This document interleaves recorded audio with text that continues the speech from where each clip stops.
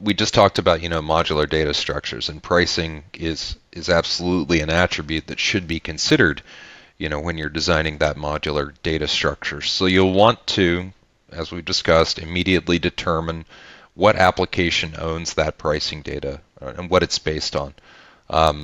Beyond that, consider your pricing schema. Do I plan to use a cost plus margin approach, market-based pricing, MSRP, or a mix, perhaps depending on sales channel, region, product, market, the number of things. So the good news is CPQ can manage complex pricing or simple pricing methodologies. But once you've established that, you really want to put some thought into the maintainability of that pricing. What cadence do I touch it? How do I modify it? And how do I notify my end users that pricing is changing?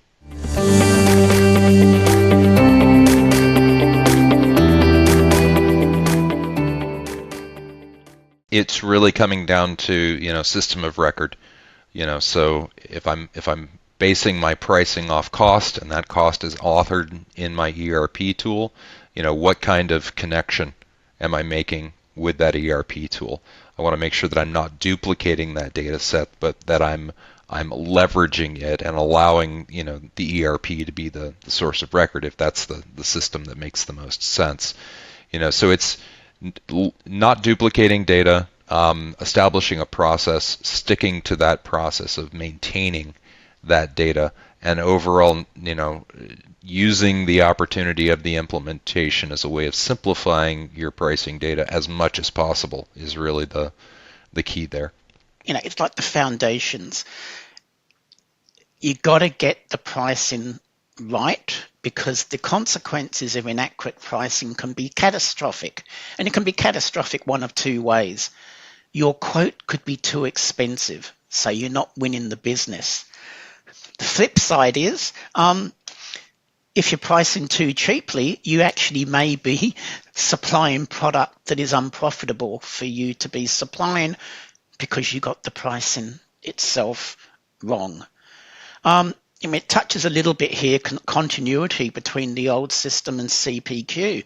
The first question I would actually ask is the old system the rules that you want for pricing going forward? There are many cases where people will use the implementation of CPQ to revise their pricing strategy, either to simplify it or to provide more variation from there. So again, you've got to know who's the owner of the business process of what the pricing strategy is going to be.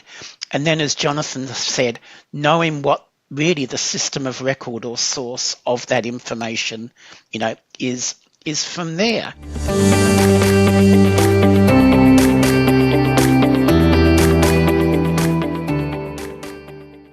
There are some other considerations that you need to take into account. One of the first ones being if you use components that you're buying on, say, a spot market. When you start doing the quote, when you get to that final step of sending the quote out of the door, do you actually do a reprice? Because the data itself may have changed over the time it's taken you to get the quote out there. We had a company that they use gold. Gold changed all the time, and as the quote went out the door, there was a reprice, because at that point, effectively, you were fixing it from there. Another consideration as well, and again, because I live in Australia and we buy anything from overseas, and we tend to have a volatile currency exchange rate.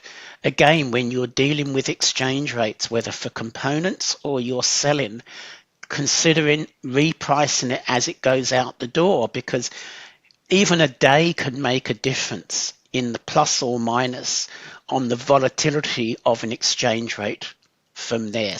And that volatility of the price, it can impact your prospect in terms of Is it competitive? Not competitive? As I said earlier, you really want to make sure that when you are pricing, it's something that is winnable and it really is profitable for your organization as well.